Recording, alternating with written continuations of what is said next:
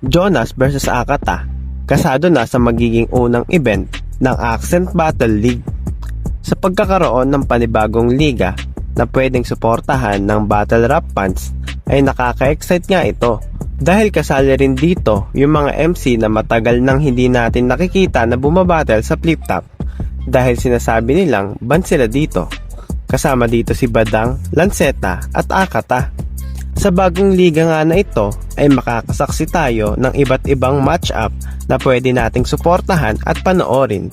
Sinabi rin ni Lanceta na iba yung binibisyon nila para sa ligang ito at mas magkakaroon sila ng mas pabor na strategy para sa mga battle MC. Dahil nga bukod sa gusto nilang ma-showcase yung kanilang talent at skill para maipakita sa mga tao, ay syempre papabor din sa kanila na mas mag-compensate sila sa ginagawa nila as a battle MC. Okay, in terms of hunger and motivation nyo sa battle rap, ano pa yung pinaglalaban nyo ngayon? Feeling ko yung importansya namin as an artist. Kasi kami as battle rapper, higit 10 years na, no? Naranasan namin yung magkaroon ng royalty nung mga nakakailan-kailan lang.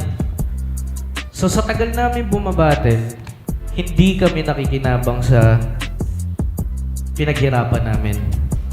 Wala namang masama doon kasi wala naman sa kasulatan yun, wala naman pinangako sa amin. Pero dito siguro ang pinaglalaban ko, imbis na maging cash grab lang yung culture na to para sa lahat ng marketable na, alam mo yun, nang hihingi ng ganito, ng ganyan. Why not patunayan na lang namin na deserve namin bayaran ng malaki.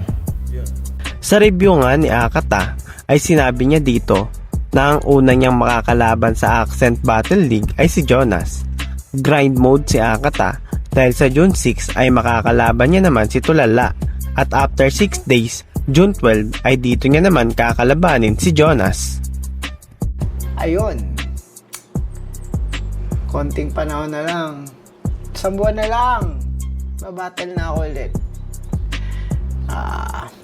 Tapos na ako 3 rounds kay Tulala. Si Jonas naman ang susulatan ko para sa Accents Battle League ng June 12. So ang aking comeback sa battle rap stage ay 2 battles in 1 week. June 6 tsaka June 12. Pucha. Kaya yung gano'n, umuuna naman ako dahil sa kagaguhan. Well, anyway, ayun na. Anong klaseng Akata kaya ang makikita natin sa laban na ito? Dahil si Jonas ngayon sa flip top ay sobrang solid ang performance na pinapakita niya sa bawat battles. After niyang matalo kay Saint Ice ay naging sunod-sunod nga ang kanyang panalo. Tinalo niya si Cruz sa Vuelta Balentong, MR Industria sa Ahon 16 at sa kakatapos lang na event na Second Sight 15 ay tinalo niya naman si MP3. Pag ako nag-spit sa may beat ako shit, malupit lahat nangangamote. Para kang ginagarote habang pinapalo ka ng bote. Papasagasaan ka sa kotse hanggang ikay maging karninor. Teka hihinga lang ako konti tapos babalik agad ako, pre. Samantalang pagdating kay Akata, ang huling laban niya naman ay yung nasa liga pa ng PSP, kung saan hindi siya 100% sa mga laban dito. Pa-chill-chill lang yung mga performance na pinapakita niya. At minsan ay tamang freestyle lang siya. Kayo mga boss, sino sa tingin nyo ang mananalo sa laban na ito? Mananaig kaya ang patuloy na solid na performance ni Jonas? O babalik ang mabagsik at walang kinakatakutan na Akata? Comment down below lang mga boss at babasahin natin lahat ng opinion nyo para sa video na ito. Huwag nyo rin kakalimutan suportahan at mag-subscribe sa aming channel para maging updated kayo sa mga ilalabas at i-upload naming video.